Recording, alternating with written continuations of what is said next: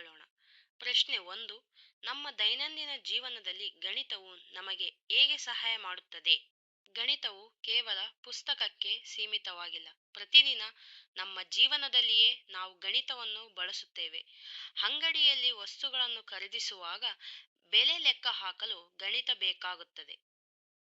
ಚಿಲ್ಲರೆ ಹಣ ಸರಿಯಾಗಿದೆಯೇ ಎಂದು ಪರೀಕ್ಷಿಸಲು ಗಣಿತ ಸಹಾಯ ಮಾಡುತ್ತದೆ. ಸಮಯವನ್ನು ಸರಿಯಾಗಿ ತಿಳಿದು ದಿನಚರಿ ರೂಪಿಸಬಹುದು. ಅಡುಗೆ ಮಾಡುವಾಗ ಪದಾರ್ಥಗಳ ಪ್ರಮಾಣವನ್ನು ಅಳೆಯಲು ಗಣಿತ ಉಪಯೋಗವಾಗುತ್ತದೆ. ವಿದ್ಯುತ್ ಬಿಲ್, ನೀರಿನ ಬಿಲ್, ಬ್ಯಾಂಕ್ ವ್ಯವಹಾರಗಳು ಹಾಗೂ ಉಳಿತಾಯದ ಲೆಕ್ಕ ಇಡಲು ಗಣಿತ ಅಗತ್ಯ. ಪ್ರಯಾಣದ ದೂರ, ಸಮಯ ಮತ್ತು ಶಾಲೆಯ ಅಂಕಗಳು ಹಾಗೂ ಶೇಕಡಾವಾರು ಲೆಕ್ಕ ಹಾಕಲು ಕೂಡ ಗಣಿತವೇ ಸಹಾಯ ಮಾಡುತ್ತದೆ. ಆದ್ದರಿಂದ ಗಣಿತವು ನಮ್ಮ ಜೀವನದ ಪ್ರತಿಯೊಂದು ಹಂತದಲ್ಲಿಯೂ ಉಪಯೋಗವಾಗುವ ವಿಷಯವಾಗಿದೆ.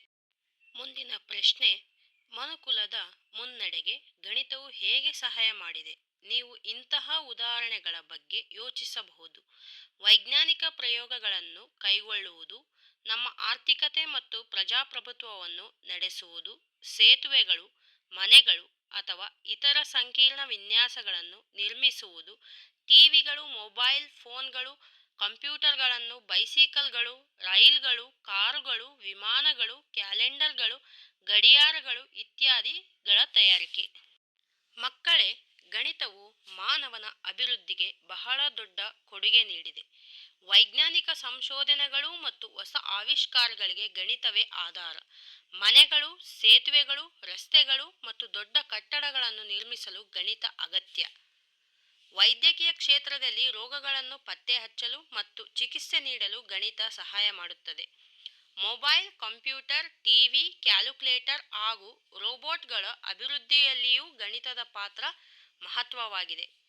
ಬ್ಯಾಂಕಿಂಗ್, ಕೃಷಿ, ವ್ಯಾಪಾರ, ಸಾರಿಗೆ ಹಾಗೂ ಬಾಹ್ಯಾಕಾಶ ಸಂಶೋಧನೆಯಲ್ಲಿಯೂ ಗಣಿತವನ್ನು ವ್ಯಾಪಕವಾಗಿ ಬಳಸಲಾಗುತ್ತದೆ.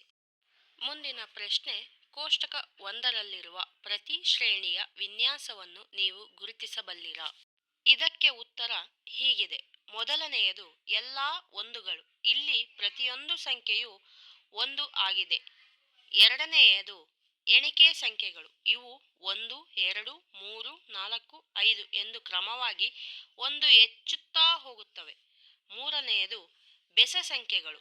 1, 3, 5, 7, 9. ಇಲ್ಲಿ ಪ್ರತಿ ಬಾರಿ 2 ಸೇರಿಸಲಾಗುತ್ತದೆ. ನಾಲ್ಕನೆಯದು ಸಮ ಸಂಖ್ಯೆಗಳು. 2, 4, 6, 8, 10. ಇವುಗಳಲ್ಲಿಯೂ ಪ್ರತಿ ಬಾರಿ 2 ಸೇರಿಸಲಾಗುತ್ತದೆ.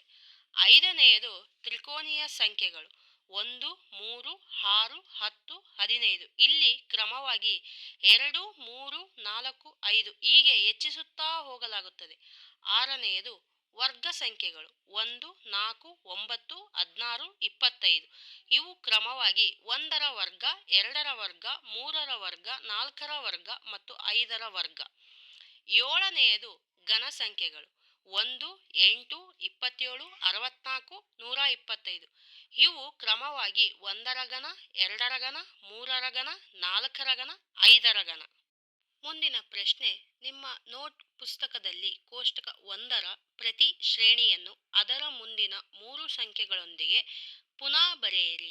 ಪ್ರತಿ ಶ್ರೇಣಿಯಲ್ಲಿ ಮುಂದಿನ ಸಂಖ್ಯೆಗಳನ್ನು ರೂಪಿಸುವ ನಿಯಮವೇನು ಎಂಬುದನ್ನು ನಿಮ್ಮದೇ ಪದಗಳಲ್ಲಿ ಬರೆಯಿರಿ. ಪ್ರತಿ ಶ್ರೇಣಿಯನ್ನು ಮುಂದಿನ 3 ಸಂಖ್ಯೆಗಳಿಂದ ಪೂರ್ಣಗೊಳಿಸಿ ಮತ್ತು ಅದರ ನಿಯಮವನ್ನು ಬರೆಯೋಣ. ಎಲ್ಲಾ ಒಂದುಗಳ ಶ್ರೇಣಿಯಲ್ಲಿ ಮುಂದಿನ 3 ಸಂಖ್ಯೆಗಳು 1, 1, 1, ಏಕೆಂದರೆ ಪ್ರತಿಯೊಂದು ಪದವು 1 ಆಗಿರುತ್ತದೆ. ಎಣಿಕೆ ಸಂಖ್ಯೆಗಳ ಮುಂದಿನ ಸಂಖ್ಯೆಗಳು 6, 7, 8. ಇಲ್ಲಿ ಪ್ರತಿ ಬಾರಿ 1 ಸೇರಿಸಲಾಗುತ್ತದೆ. ಬೆಸ ಸಂಖ್ಯೆಗಳ ಮುಂದಿನ ಸಂಖ್ಯೆಗಳು 11, 13, 15. ಪ್ರತಿ ಬಾರಿ 2 ಸೇರಿಸಲಾಗುತ್ತದೆ. ಸಮ ಸಂಖ್ಯೆಗಳ ಮುಂದಿನ ಸಂಖ್ಯೆಗಳು 12, 14, 16. ಇಲ್ಲಿ ಕೂಡ ಪ್ರತಿ ಬಾರಿ 2 ಸೇರಿಸಲಾಗುತ್ತದೆ. ತ್ರಿಕೋನೀಯ ಸಂಖ್ಯೆಗಳಾದ ಮುಂದಿನ ಸಂಖ್ಯೆಗಳು 21, 28, 36. ಇಲ್ಲಿ ಕ್ರಮವಾಗಿ 6, 7 ಮತ್ತು 8 ಸೇರಿಸಲಾಗುತ್ತದೆ. ವರ್ಗ ಸಂಖ್ಯೆಗಳ ಮುಂದಿನ ಸಂಖ್ಯೆಗಳು 36, 49, 64 ಅಂದರೆ 6ರ ವರ್ಗ, 7ರ ವರ್ಗ ಮತ್ತು 8ರ ವರ್ಗ.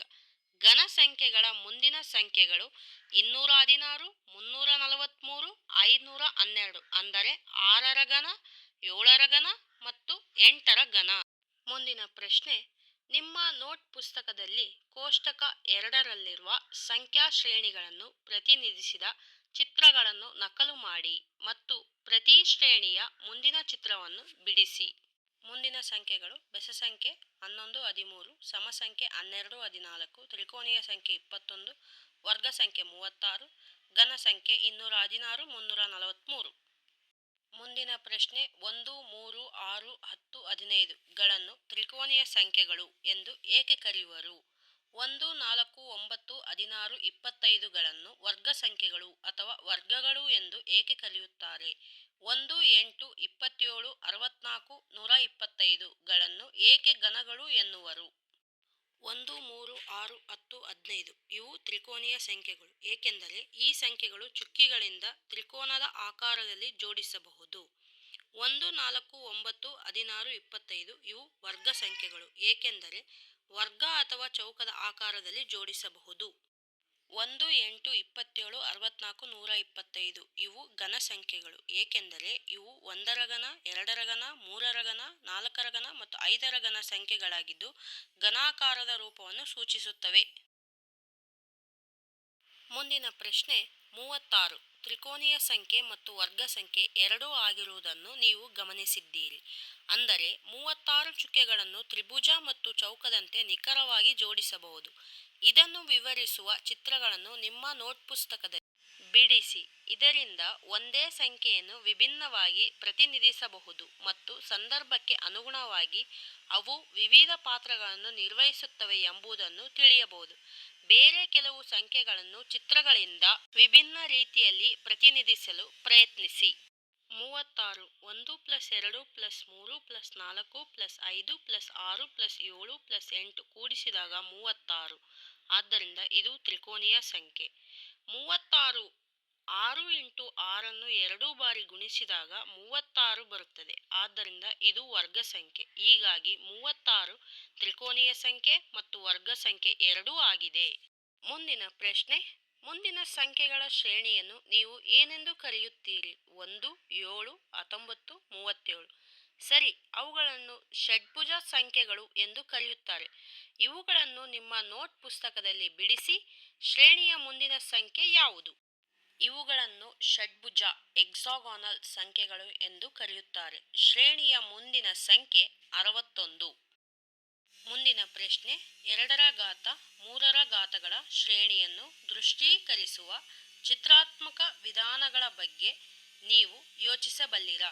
2ರ ಘಾತ ಬಗ್ಗೆ ಯೋಚಿಸಬಹುದಾದ ಒಂದು ವಿಧಾನ ಇಲ್ಲಿದೆ. 3ರ ಘಾತಗಳು ಪ್ರತಿ ಸಂಖ್ಯೆ ಹಿಂದಿನ ಸಂಖ್ಯೆಯ 3ರಷ್ಟು ಆಗಿರುತ್ತದೆ.